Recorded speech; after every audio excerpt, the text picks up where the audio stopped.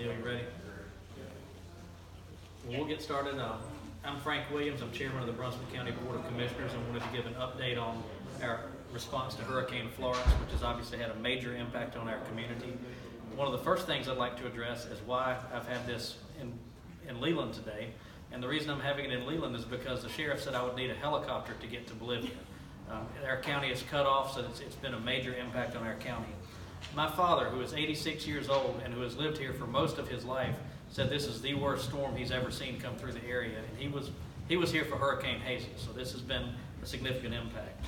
We've had numerous homes damaged or destroyed. We've had flooding in places we have previously not seen flooding, even during Hurricane Floyd. Due to the flooding, the county is essentially separated into three islands: Leland down to Town Creek down to 211, and 211 south. And we have staged assets in each of those three areas to make sure that we have access to people to meet their needs as much as possible. Our staff had conducted in excess of 200 water rescues as of yesterday, and that's not counting what they've done last night and today, and those are still ongoing. There are numerous rescue efforts happening in the Bowling Spring Lakes area, ongoing as of the current present time, as far as I know. Our team's focus has been on rescue operations and saving lives. We'll get into damage assessment now that the rescue operations hopefully will be coming to an end, but that has been our focus. One key point I want to point out is that our rivers and creeks may still be rising, so this event is not over yet. Some of the rivers may not crest until Thursday, so don't assume that the event is over. Our county's major concerns so far, number one, are sheltering the people who are currently in our shelters and making sure they have the things that they need, and also anticipating more people who will need to come to those shelters because of rivers rising and additional flooding that may happen. There are major sections of roads that are completely washed out, and they have isolated people, so we either have to bring them food and water and supplies or get them to a shelter. And more roads are beginning to fail just because of the water that's been on and around them, and many of the bridges will need to be inspected to ensure that return routes are safe before people return to Brunswick County. I spoke today with people from both Brunswick Electric and Duke, and they each have around 15,000 people still without power in Brunswick County. And both of them are working as hard as they can to restore power, but in many cases they simply cannot get to the places they need to get to restore the power. So that's something we need to be patient with them. We have dealt with several water main breaks in the Southport area, and they're working to repair those, but again, accessibility is a problem, and it could be several days before some of those are repaired. We are working on a distribution plan to ensure that we have potable water for the residents in those areas, especially those at Dosher Hospital. But again, the challenge is accessibility. Citizens in areas that are impacted by the boil water advisory that we announced a few days ago need to continue boiling their water until further notice before they consume it. There was a concern earlier, a couple of days ago, that we might run low on fuel for the generators at our water plants, but we have received shipments and we do have enough fuel now to keep those operational for the time being. In terms of public health, one thing we're already planning for is mosquito control and spraying after the storm, after the other recovery efforts begin, because that's going to be a public health concern, because the water is going to provide a tremendous breeding ground for mosquitoes. I do have a few points of information for citizens that I'd like to share. The first is that if you evacuated out of the county, please stay where you are if at all possible for now. Many of the roads you might take back into the county are not yet open. Some of the bridges may not be accessible. And please check the county's website and the DOT website for any information you have on accessibility and road closures to make sure that the roads are open. Secondly, stay off the roads unless you're absolutely certain you can get back to your home. We've had people get stranded trying to get back to their homes, and that doesn't put anyone in a good situation. Our first responders are already spread thin. Please do not add to their workload with something that could have been avoided. The third thing, and this is so important, is do not drive through standing or running water. With the number of roads that we've seen washed out, there's a chance the road you think you're driving on might not be there anymore, and you might be driving into a hole. And again, you're going to put yourself in harm's way and put our first responders in harm's way. For that same reason, don't drive at night. You're not sure what you're driving into.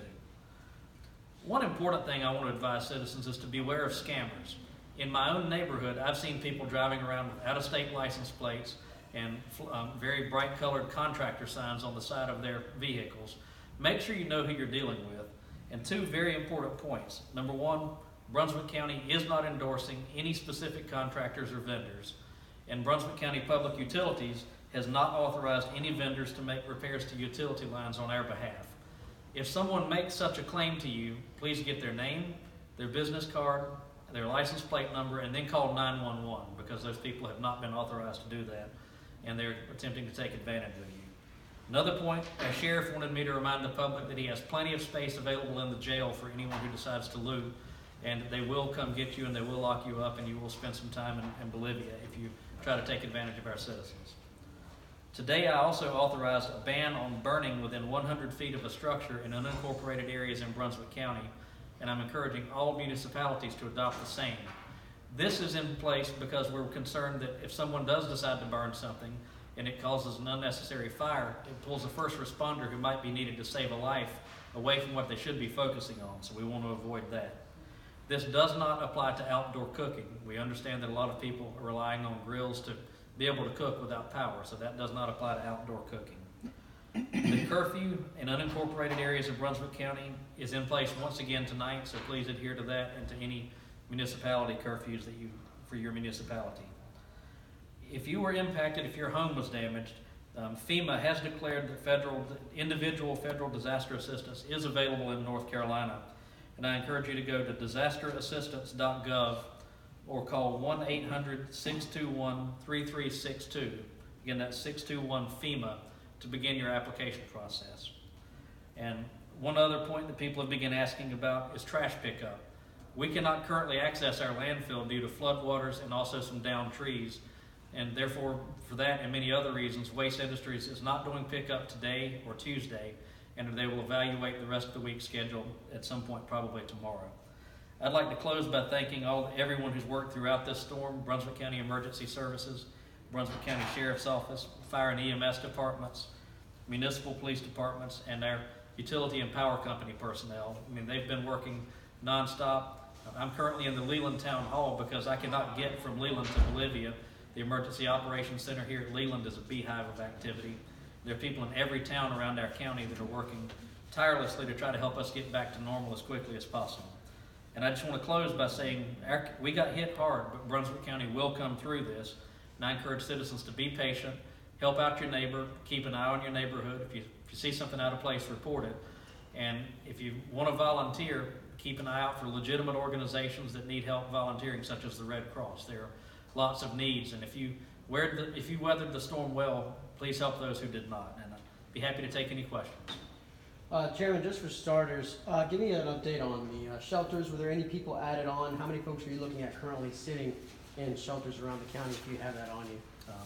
Give me 1 second. I believe I have that. I had that information earlier, and I do not believe I have it on this list, but I can get that to you afterwards. Okay. What's the conversation you guys have had with NCDOT? I mean, we're talking roads that are completely gone. I mean, we're talking months, weeks worth of work that's been put on these roads, asphalt, concrete. That's not going to be replaced in a couple of, a matter of days and stuff like that. So what's the plan on trying to fix that? One of the first conversations we're still having with DOT is with some of the roads that are still flooded is getting necessary things like barricades up. That's right now we're still in a lot of places focused on preventing loss of life. Certainly we'll be having those conversations, and right now DOT is still in crisis management mode as well. But that's something that we're going to be having conversations with them, with Congressman Rouser, who I've been in touch with repeatedly, the governor's office, Senator Rabin, and everyone else we need to have. And if it were up to me to prioritize, my priorities would be twofold at first. One would be major routes like interstates that can get supplies in, and the others would be things where somebody is completely cut off and has only one way in or out to make sure that they have the access that they need. Have you been able to have conversations with folks in Bolivia and Southport? We have through our emergency management. We have actually commissioners in almost every one of those areas as well right now, and we're all kind of stuck in our little areas just like everyone else. Our county manager's in the Bolivia area. She's been at the Emergency Operations Center. Commissioner Sykes is in Southport, so she's got an idea of what's going on there. But it's a lot going on around the county, and the challenge is being able to get out and access it and see it in person, which is not an option now. What can you got a lot of folks in this county who may have left. You got a lot of folks in here right now who are struggling. So you got twofold messages to get out for those folks who are here and struggling to hold on, and for those folks who want to come back in to understand it's not really safe. How how do you think you get a clear message out to those folks? Because there's a lot of people here who need attention, but there's also folks who are on the county line banging to get back in. I would say to those that are thinking about trying to get back in to please stay where they are for the time being, because it puts additional strain on our ability to help those who are already here that need help.